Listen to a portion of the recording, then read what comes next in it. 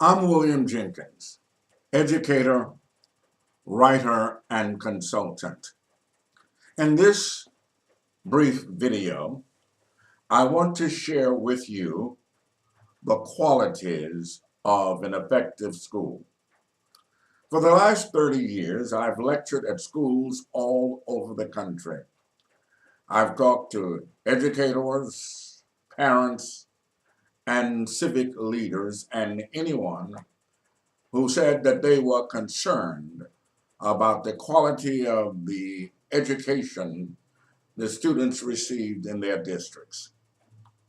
In this process, I have learned a lot of things about education and about the kinds of schools and the kinds of ingredients or qualities that lead to the kind of educational outcome that people claim they want.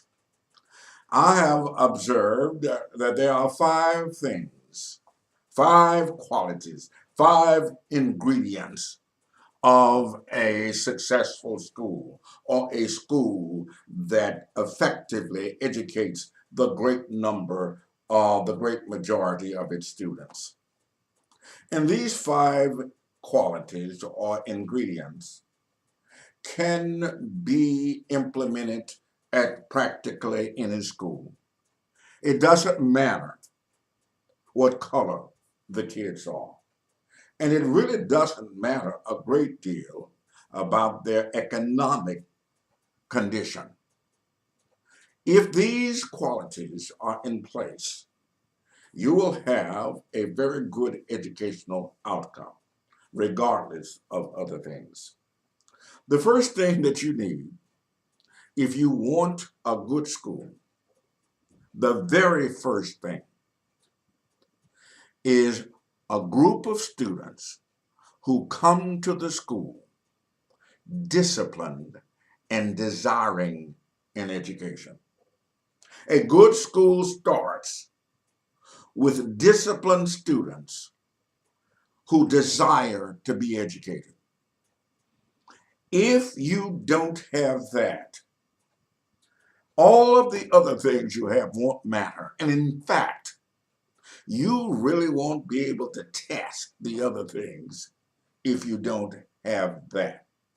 So the first thing that you need to have a good school is a body of students, a student body that is well disciplined and desiring of an education. Students who want to learn and who are disciplined enough to be taught. The second thing you need are teachers who are prepared to teach and willing to teach those kids. Teachers who are prepared to teach and willing and want to teach those kids. Schools are about teachers and students coming together to teach and learn. Everything else that is there to support that interaction, to support that effort. The third thing you need are administrators who maintain an atmosphere conducive to teaching and learning. That is to say that you have principals who make sure that the school is safe, the school is quiet, the school is orderly, the school's climate is conducive to the teacher-student interaction that are necessary for education.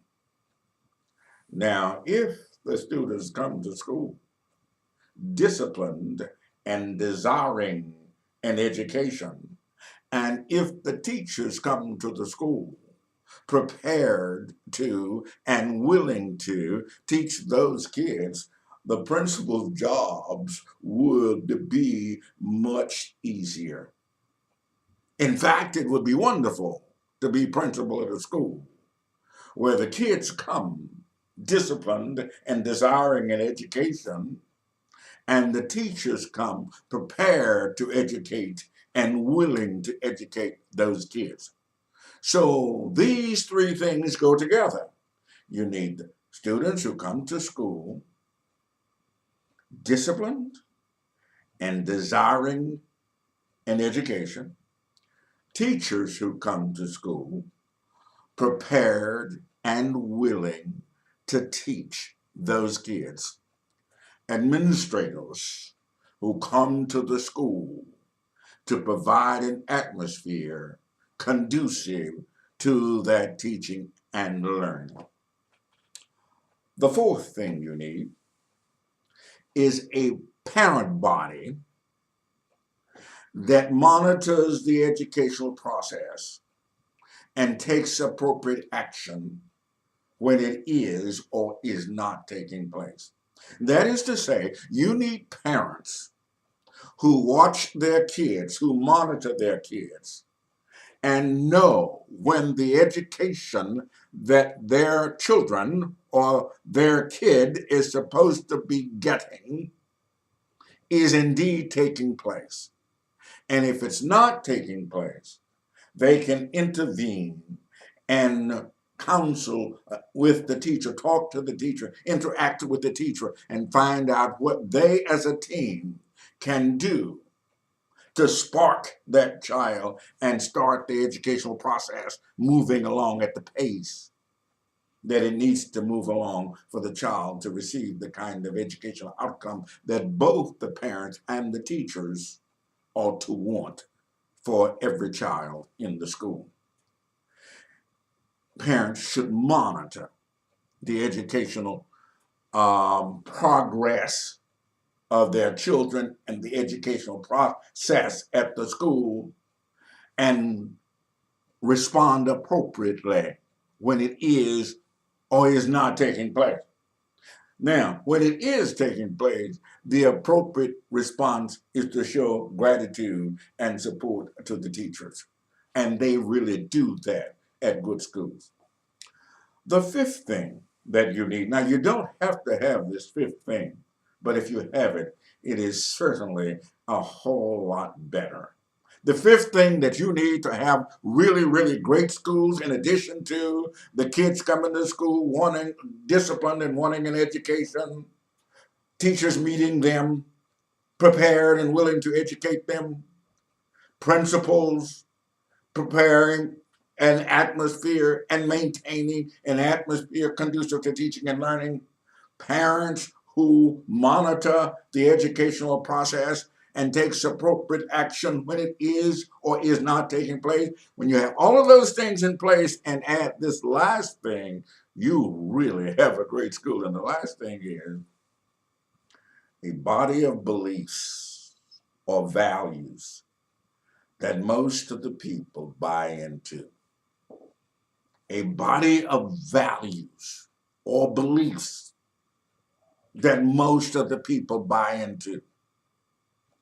Values like the importance of every child.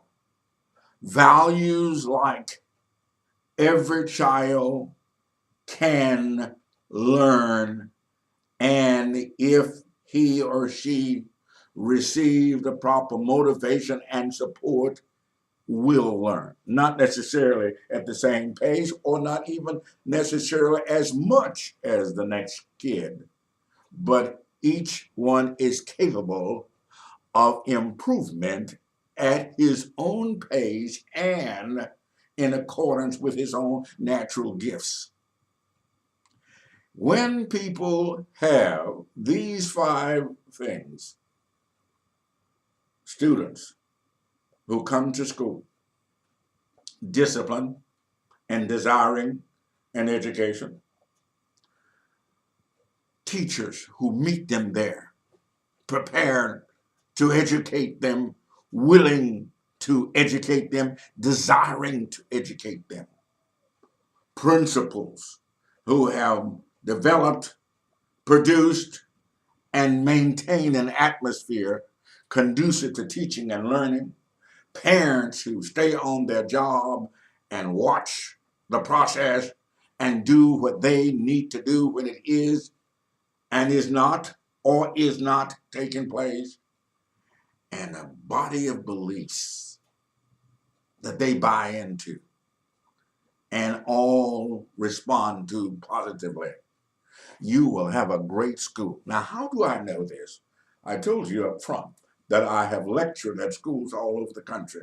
I've been to some of the best schools in America, and I have been to a few who were not that good. And all of the good ones have what I just told you. All of the good ones have those 5 qualities, all of them. They have them at Harvard, and they have them at the elementary school in your neighborhood who is preparing kids to go to Harvard.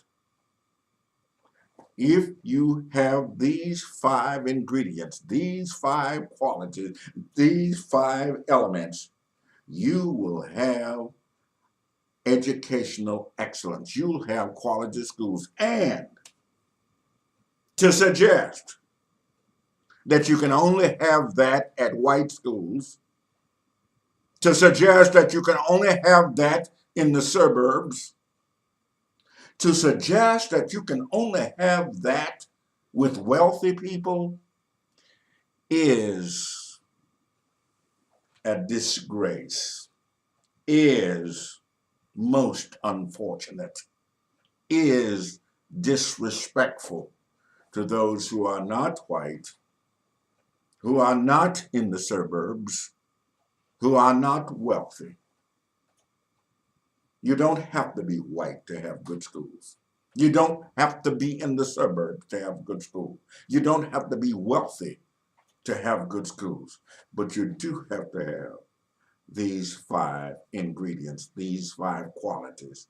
And if you have those, you can have a good school anywhere, regardless of what color the kids are. I had them at the school that I attended many years ago in Mississippi. I had them, or they had them, at the predominantly white school that I taught at years later in West County, St. Louis. Whenever you have these qualities, you will have good schools. And you can waste the money and time with all kinds of consultants and all kinds of dog and pony shows and all kinds of ways to evade the issue. Until you have these things, you're not going to have good schools. And when you put them in place, you will have good schools wherever the schools are located. I'm William Jenkins, educator, consultant, and concerned citizen. I hope that this information serves you well.